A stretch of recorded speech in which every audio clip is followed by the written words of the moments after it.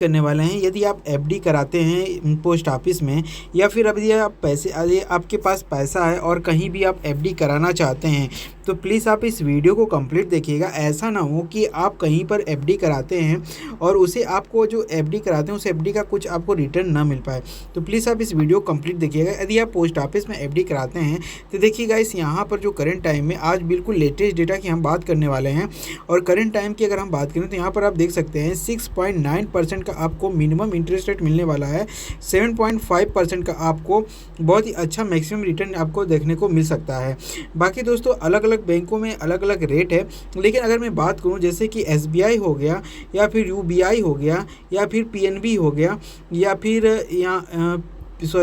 PNB हो गया, या फिर जितने भी मतलब कि गवर्नमेंट बैंक सेक्टर के बैंक हैं, उसमें आपको करीब 7.5 से लेकर के 8.2% तक आपको मैक्सिमम रिटर्न देखने को मिल सकता है।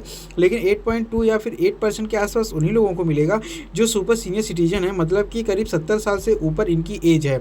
बाकी जो करीब आपको करीब 7.5% से ऊपर उन लोगों को मिलेगा जिनकी एज कम से कम 60 साल के ऊपर है।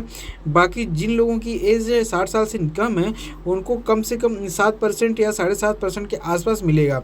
या फिर आपको यहाँ पर जैसे कि मैं बता रहा हूँ 6.7%, 6.9% यहाँ पे दिया हुआ है, तो हो सकता है इतना भी। लेकिन हाँ, इतना अगर आप जनरल मतलब नॉर्मल हैं तो आपको 7% से लेकर के 7.5% तक बहुत ही आसानी से इंटरेस्ट रेट मिलने वाला है। तो चलिए हम स्टेप बाय स्टेप सारी चीज़ें इस वीडियो में देखने की कोशिश करते हैं कि हमें कितना परसेंट का आपको इंटरेस्ट रेट देना पड़ेगा। सारी चीज़ें A to Z इस वीडियो में डिस्कस करते हैं। तो चलिए यहाँ पर हम देखें तो यहाँ पर अगर हम इंटरेस्ट रेट की बात करें, जैसे कि मैंने बताया है कि 6.9% यहाँ पर दिया हुआ, 6.9% से लेकर के 7.5% तक का आपको इंटरेस्ट रेट मिलने वाला है। बाकी अगर सीनियर सिटीजन है या सुपर सीनियर सिटीजन है तो ये परसेंट 8% से लेकर के 8.3% तक जा सकता है। बाकी दोस्तों अगर हम यहाँ पर टेन्योर की बात करें तो यहाँ पर आप देख सकते हैं 1 साल, 2 साल, 3 साल, 5 साल, मतलब कि आप इसमें करीब अलग अलग समय के लिए पैसे जमा कर सकते हैं। ऐसा नहीं कि आप 3 साल या फिर 4 साल या 5 साल के लिए जमा कर सकते हैं। मिनिमम हम 1 साल के लिए पैसे को जमा कर सकते हैं। और यदि आप मैक्सिमम की बात करें तो मैक्सिमम यहाँ पर आप 10 साल के लिए भी पैसे को बहुत ईजी तरीके से, बहुत आसानी से जमा कर सकते हैं। बाकी दोस्तों यहाँ पर आप देखेंगे कि कम से कम आप 1,000 रुपये भी एफडी शुरुआत कर सकते हैं। देखिए बहुत सारे बैंकों में क्या होता है कि आपको मिनिमम 50,000 लिख दिया, 5,000 रुपये की एफडी शुरू कर सकते हैं, 10,000 रुपये की एफडी शुरू कर सकते हैं, 15,000 रुपये से एफडी शुरू कर सकते हैं। लेकिन दोस्तों ऐसी बात यहाँ पर बिल्कुल भी नहीं है।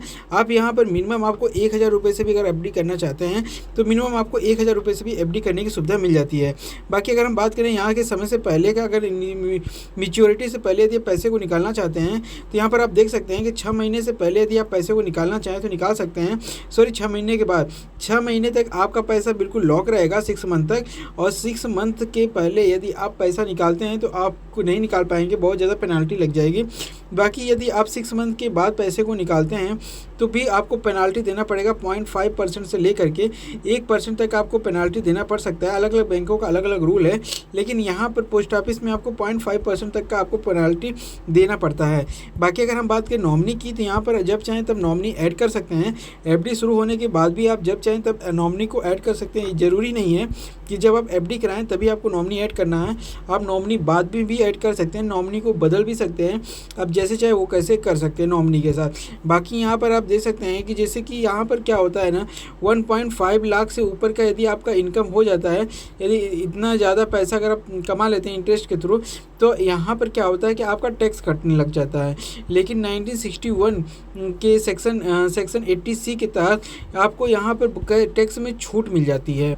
देखिए दोस्तों अगर हम यहाँ पर बात करें 1 साल के लिए, 1 साल के इंटरेस्ट पर आपको 6.9% का इंटरेस्ट मिलता है। बाकी 2 साल पर आपको 7% का, 3 साल को 7.1% का, 5 साल पे आपको 7.5% तक का आपको इंटरेस्ट देखने को मिल जाता है। बाकी यहाँ पर आप गाइस देखेंगे तो यहाँ पर 60 महीने के लिए यदि आप एफडी कराते हैं तो आपको करीब 7.5% तक का आपको इंटरेस्ट रेट देखने को मिल जाता है। देखिए दोस्तों पोस्ट ऑफिस में यदि आप एफडी कराते हैं तो पोस्ट ऑफिस में एफडी कराने के कौन कौन से फ़ायदे होते हैं। सबसे पहले बात यहाँ पर देख सकते हैं कि जो आपका बैंक खाता है वो देश के किसी भी पोस्ट ऑफिस में आप ट्रांसफ़र कर सकते हैं। एनी टाइम कभी भी अपना किसी ट्रांसफ़र भी कर सकते हैं और खाते को देश के किसी भी कोने आप किसी भी पोस्ट ऑफिस में ओपन करा सकते हैं।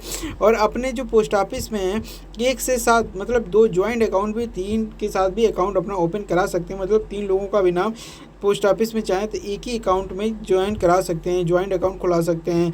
बाकी आप नॉमिनी वगैरह चाहें तो जब चाहें तब चेंज करा सकते हैं। बाकी यहाँ पर जैसे कि यहाँ नॉमिनी की सुविधा हमेशा के लिए उपलब्ध रहती है। बाकी जैसे अपना जो ट्रांजैक्शन वगैरह है चेक वगैरह से कर सकते हैं या फिर डिपॉजिट कर सकते हैं, जब चाहे उसको निकाल सकते हैं, जिसका पेनाल्टी थोड़ा बहुत लगता है। अगर मैच्योरिटी से पहले निकालते हैं तो 0.5% का लगता है, जैसे कि मैंने आपको पहले ही बता दिया था। बाकी 1,000 रुपये आप मिनिमम अगर पैसे एफडी कराते हैं तो मिनिमम आपको 1,000 रुपये एफडी करा सकते हैं।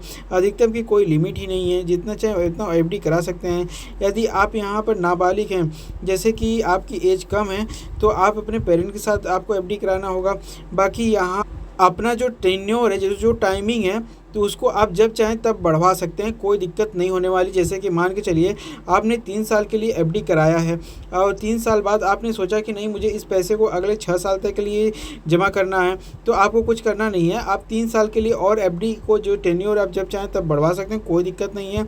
जो ब्याज है जब चाहें तब जैसे भी चाहें उसे ब्याज को आप निकाल सकते हैं, इसमें कोई दिक्कत होने वाली नहीं।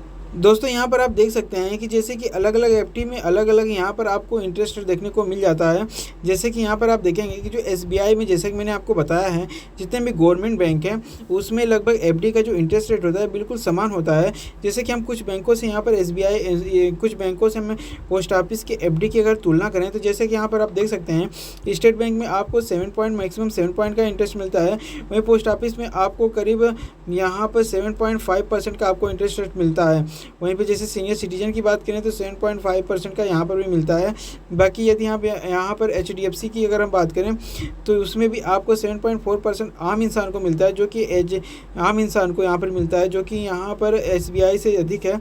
बाकी यहाँ पर क्या है कि सीनियर सिटीजन को 7.9% का मिलता है एचडीएफसी में, और यहाँ पर अगर आप देखेंगे तो यहाँ पर मैक्सिमम जो है वो 7.5% तक का मिलता है पोस्ट ऑफिस में। उसी तरह एक्सिस बैंक में भी देखेंगे तो 7.25% तक का मिलेगा, और यहाँ पर अगर सीनियर सिटीजन की बात करें तो 7.75% तक का मिलेगा। वहीं पर अगर पोस्ट ऑफिस की बात करें तो 7.5% तक मिलेगा। पीएनबी की बात करें 7.25 तक का मिलेगा। यहाँ पर अगर हम बात करें तो यहाँ पर सीनियर सिटीजन की बात करें 7.75 तक का मिलेगा। बाकी यहाँ पर अगर हम पोस्ट ऑफिस की बात करें 7.5% तक का आपको मिल जाएगा। उसी तरीके से गाइस यहाँ पर बहुत लंबी लिस्ट है, आप इसे एक बार देख करके समझ लेना कि किस बैंक में कितना % का इंटरेस्ट आपको देखने को मिल रहा है। बाकी आप अपने हिसाब से कंपेयर कर लेना। बाकी यहाँ पर आप देख सकते हैं किस बैंकों में मतलब कितनी एलिजिबिलिटी है, मतलब कि यहाँ पे पोस्ट ऑफिस में अपना अकाउंट ओपन कराना एफडी कराना चाहते हैं तो आपको कौन कौन सी एलिजिबिलिटी है। तो एलिजिबिलिटी आप यहाँ पर देख सकते हैं, एलिजिबिलिटी कुछ खास नहीं है। नाबालिग हैं तो अपने परिवार के साथ कम से कम आपकी 18 साल की आयु होनी चाहिए, तभी आप एफडी करा सकते हैं। अपने जो है किसी 2-3 ज्वाइंट अकाउंट भी खुला सकते हैं, अकेले भी खुलवा सकते हैं, कोई दिक्कत नहीं है। बाकी यहाँ पर टेलीफोन बिल, बिजली बिल, पासपोर्ट साइज फ़ोटो, यहाँ पर Aadhaar card, PAN card, driving licence, voter ID card, ये सारी चीज़ें आपका लगने वाला है, तभी आपकी यहाँ पर एफडी हो पाए।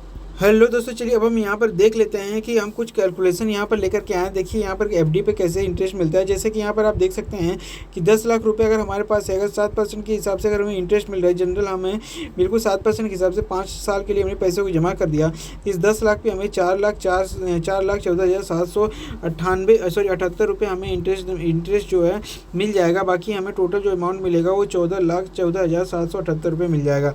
वहीं पर अगर हम 8 लाख रुपये के हिसाब से अगर हम जमा करते हैं तो 7% के हिसाब से 3 साल के लिए हमें जो है करीब 8 लाख का हमें 1,85,000 मिल जाएगा। मतलब कि 9,85,151 रुपये टोटल हमें यहाँ से मिल जाएगा।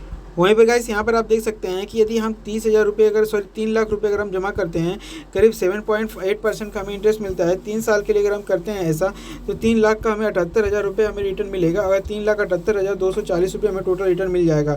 वहीं पर अगर हम 3 लाख जमा करते हैं, 7.5% के आसपास हमें रिटर्न मिलता है, 3 साल के लिए हमें मिलता है, तो 3 लाख पे हमें 74,915 रुपये मिलेगा। जो टोटल अमाउंट में मिल जाएगा 3,74,915 रुपये हमें टोटल मिल जाएगा।